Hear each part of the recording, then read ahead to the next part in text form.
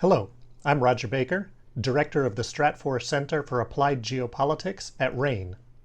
This podcast is brought to you by RANE Worldview, the premier digital publication for objective geopolitical intelligence and analysis.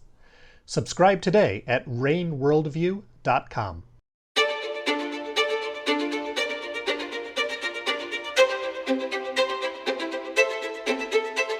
Welcome to the Essential, and I do mean Essential, Geopolitics podcast from RANE. I'm today's host, Ryan Bohl. Thanks for joining us. Today, Matthew Bay and I are going to be discussing Joe Biden's upcoming visit to Saudi Arabia, now scheduled for mid-July. We're going to be doing this a little bit differently this time. This is a special edition podcast where we're going to be having a discussion about an issue that we both follow rather closely. Welcome, Matthew. Hey, Ryan. How are you? I'm doing well. All right. Well, let's dig into it. So let's talk about Joe Biden going to Saudi Arabia. Why is he doing it right now? I mean, if you just look at what's happening at the pumps here in the United States, you're seeing record oil prices pretty much every single day now. The average nationwide gasoline price is $5 per gallon for the first time ever. Biden is really doing a full court press on trying to get oil production up globally, and of course here in the United States, to bring those prices down ahead of what are probably going to be very difficult elections for the Democratic Party coming up in November midterms. Saudi Arabia, of course, being the world's largest oil exporter, is a key component of that strategy because if you can court Saudi Arabia to increase its production, that can offset some of the oil that's been lost from the Ukraine war and Western sanctions and embargoes on Russian oil. Now, thus far, Saudi Arabia has basically been not really willing to entertain this all that much. We've seen Saudi Arabia more or less maintain the OPEC Plus production plan. Remember that Russia is a member of OPEC Plus in terms of bringing back more oil to the market. But they did slightly adjust it for the month of July, where they essentially agreed to accelerate production increases for the month of August and September and just front load those in August and July instead. Now, what this means from an oil market standpoint is that, Saudi Arabia might be accelerating oil to the market, but it's very small volumes compared to what is being lost from Russia. And oil markets really haven't responded since that was announced a couple of weeks ago. We've actually seen, Brent, the main European benchmark, it's still today trading anywhere from 115 to 120 or even a little higher than 120 at times per barrel. That's pretty significantly high.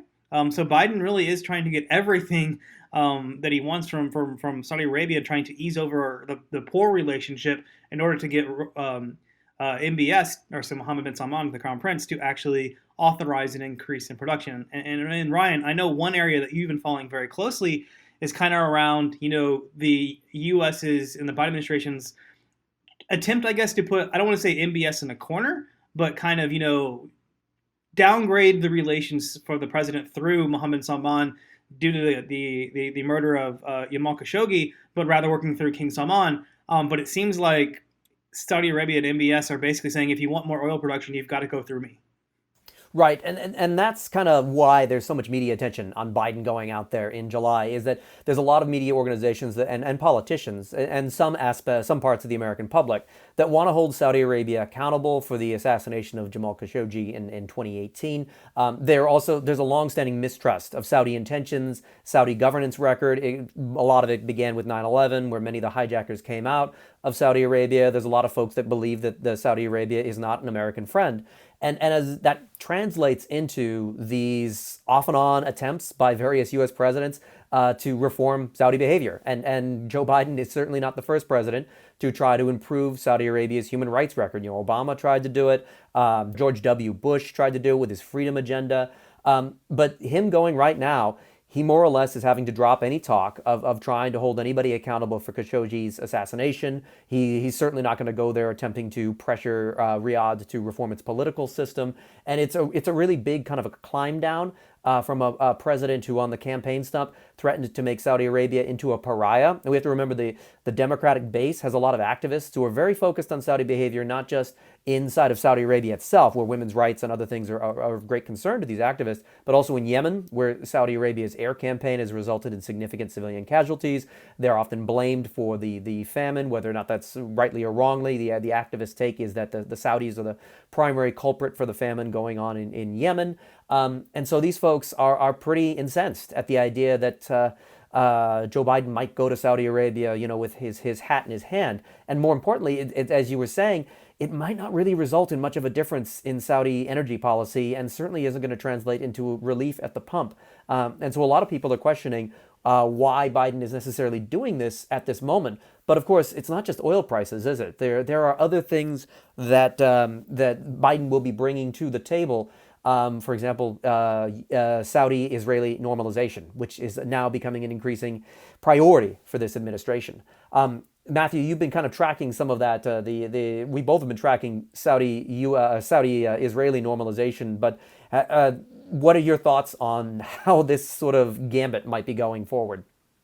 Yeah, I think Saudi Arabia has a bunch of strategic reasons right now to kind of closen its relationship with Israel, whether that's through outright overt normalization or behind the scenes economic and security deals. Of course, we know that behind the scenes, Israel and Saudi Arabia have long had at least some sort of defense cooperation that is really largely spurred on by the U.S. But as right now, Israel is in a very significant covert war with Iran. Negotiations between Iran and the United States are going pretty poor when it comes to its nuclear program. And if we do see a nuclear crisis, it is likely that some of that fallout for Saudi Arabia is going to play out in Saudi Arabia, i.e. we could go back to what we saw a couple years ago where there were frequent attacks against Saudi Arabia's oil infrastructure that were likely coming from Iran. We had similar accusations earlier this year, although it may have actually come from Yemen. So you are looking at a shared interest by both of the countries to actually try to work on security issues. And even as now Saudi Arabia is looking at other countries within the region like the Emiratis that have been normalizing with Israel, if Saudi Arabia doesn't do it sooner rather than later, they're going to miss out on some of the economic opportunities that partnering with Israel, which is a major innovative technology economy within the region, they're going to be missing out on some of those opportunities as the UAE, and there's always that shadow competition between the two of them economically, does try to essentially lock in Emirati investment and Emirati economic deals moving forward. Right, you're kind of touching on this notion of regional security, and we know that the U.S.-Iran nuclear talks aren't going well, but also that the United States is now has a new crisis in Europe. It's pulled in a direction that 2 years ago the United States was trying to pull out of Europe and draw down its forces. But that's not the only place, of course, that the U.S. is focusing and trying to draw down from the Middle East, not necessarily abandon it the way that the British Empire did, but to simply put it into a different box and use less of its interventionist powers less often, and kind of rely on allies and friends like the United Arab Emirates and Saudi Arabia and Israel to solve more and more of their own problems. And of course, we know that the Saudis don't always feel comfortable with that, but it's certainly not just Europe that's distracting the U.S. It's also China, isn't it? Yeah, and I mean, I think both of us over the last few years, we've written a column or two that is basically titled, I think mine was titled something like Saudi Arabia and the United States are destined to diverge. This is a topic that both of us have written about, and it's that, in the context of growing competition between the U.S. and China, which, there's unlikely to reduce in any intensity anytime soon, where Saudi Arabia falls within that is going to be a critical question. Politically, of course, Saudi Arabia and the U.S. have a much longer historical relationship than Saudi Arabia and China. But when you look at economically, where is kind of Saudi Arabia's economic future tied when you talk about oil exports and things like that? It is the Chinese economy and the Asian markets. So there is an alignment between on economic interests between China and Saudi Arabia, and as we know, both the Chinese government and the Saudi Arabian government likes to mix politics and economics. So there is going to be naturally a growing political and economic relationship. And then when you look at the kind of Saudi Arabia defense strategy, Saudi Arabia is looking to diversify its defense portfolio away from being so dependent on U.S. Systems. And some of the systems that the U.S. isn't willing to sell to Saudi Arabia, i.e. Ballistic missiles, is something that Saudi Arabia and China are cooperating on, and that China has held Saudi Arabia in the past. So I think there's going to be a lot of strain in that relationship moving forward as the U.S. really or as the U.S. really focuses on China, which might be something that isn't just a 2 or 3 year type thing. We're talking 2 or 3 decade type competition. Right, we kind of internally characterize it as strained pragmatism, and that seems to be what the relationship will be for the near term, including through this potential visit that might improve personal ties, but won't change the underlying strategic divergences between the two countries. Matthew Bay is RANE's senior global analyst. His work appears in RANE Worldview, the world's leading geopolitical intelligence platform. If you'd like to learn more about U.S.-Saudi relations, visit RANE Worldview. Right now, there's an extremely affordable subscription rate. Go to raneworldview.com for details. That's RANE worldview.com. I'm Ryan Bohl. Thanks for listening.